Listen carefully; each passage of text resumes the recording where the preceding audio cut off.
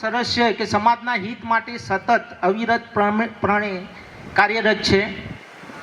દર વર્ષે વિદ્યાર્થીઓને મેરિટ પુરસ્કાર આપે છે, આર્થિક સહાય પણ આપે છે. કરિક્યુલર અને કો કરિક્યુલર એક્ટિવિટીઝ, જેને આપણે સ્પોર્ટ, મ્યુઝિક એવું પણ ગણાવી શકીએ, એવી એક્ટિવિટીમાં આગળ વધવા માટે દર વર્ષે પ્રોત્સાહન આપે છે, પ્રોત્સાહન ઇનામ આપે છે. તો આ કાર્ય ખરેખર વંદનીય છે, સરાહનીય છે. મેડમે ખૂબ સરસ વાત કરી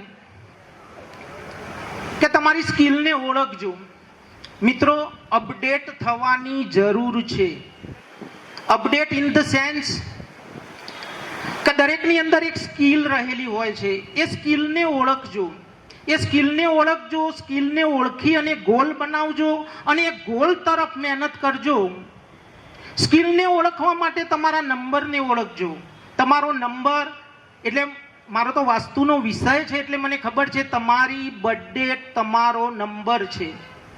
તમારી બર્થડે તમારો નંબર છે. 1 નંબર સૂર્યનો છે, 2 નંબર ચંદ્રનો છે, 3 નંબર ગુરુનો છે, 4 નંબર રાહુનો છે, 5 નંબર બુધનો છે, 6 નંબર શુક્રનો છે, 7 નંબર કેતુનો છે, 8 નંબર શનિનો છે, 9 નંબર મંગળનો છે. આ દરેકે દરેક નંબરની પર્ટિક્યુલર દિશા છે. દરેક દિશાના એલિમેન્ટ છે. એલિમેન્ટ એટલે ઘટક છે. 5 તત્વોની બનેલી આ દુનિયા છે. 5 તત્વોનું આપણું શરીર છે.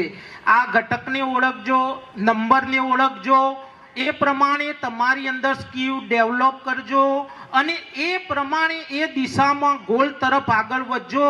મિત્રો, વિદ્યાર્થી મિત્રો, ખાસ યાદ રાખજો, તમને 100% સફળતા મળશે, મળશે ને મળશે જ.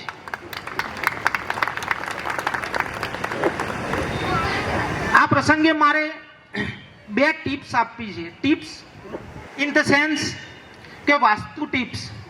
વિદ્યાર્થી મિત્રો, ઘણા બધા એવા ફરિયાદો, પ્રોબ્લેમ હોય છે કે ભાઈ છોકરો ભણે છે, મહેનત કરે છે, છોકરી ભણે છે, મહેનત કરે છે, પણ પર્સન્ટેજ નથી આવતા, ટકા નથી આવતા.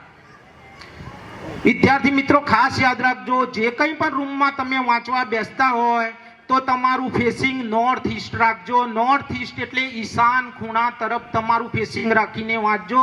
તમારા રિઝલ્ટમાં 100% ઇમ્પ્રુવમેન્ટ આવશે. અને ઓબ્ઝર્વ કરજો, ઘણી અને જે જગ્યાએ તમે વાંચતા હો, જે જગ્યાએ કામ કરતા હોય, અને નીટ એન્ડ ક્લીન રાખજો. કારણ કે ક્લીનનેસ, ક્લીન સિટી, દરેક ક્લીન સિટી રીચ સિટી હોય છે. ક્લીનનેસ મોસ્ટ ઇમ્પોર્ટન્ટ છે. ઘણી એવી એક ફરિયાદ છે. બીજી એક ટિપ્સ આપવા જાઉં છું કે વાંચવાની જ ઈચ્છા નથી થતી, રમે જાય છે, મોબાઈલ જોઈ જાય છે બાળકો. તો સાઉથ વેસ્ટમાં, નૈઋત્ય દિશામાં તમારી બુક્સ મૂકજો, ચોપડીઓ મૂકજો. તમને વાંચવાની ઈચ્છા થશે. વેપારી મિત્રોને, ઓફિસમાં કામ કરતા હોય એ લોકોને તમારું સિટિંગ સાઉથ વેસ્ટમાં રાખજો. બધા જ અધિકારીઓ તમારી સલાહ લેશે. તમને સાઉથ વેસ્ટ ડિરેક્શનમાંથી, જે નોર્થ ઈસ્ટમાંથી એનર્જી મળે છે, બધી તમને મળશે.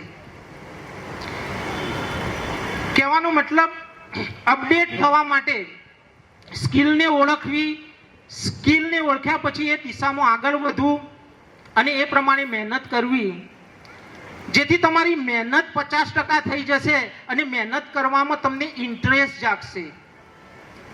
બીજી એક વાત મારે કહેવી છે, સોશિયલ વેલફેર ટ્રસ્ટ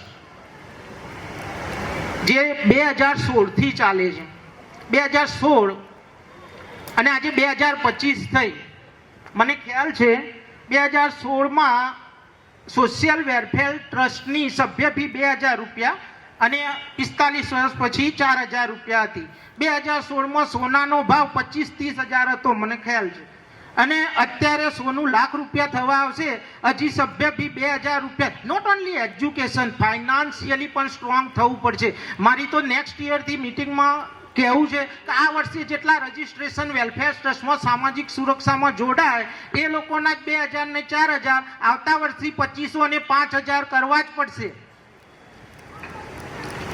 કારણ કે સમાજના વિકાસમાં દરેકનો ફાળો જરૂરી છે, તો જ સમાજનો વિકાસ થાય અને સપોર્ટ કરવો જરૂરી છે. તો જ કોઈ પણ સમાજ ડેવલપ થઈ શકે અને બાકી બધા સમાજની હરોળમાં બાથ ભરી શકે.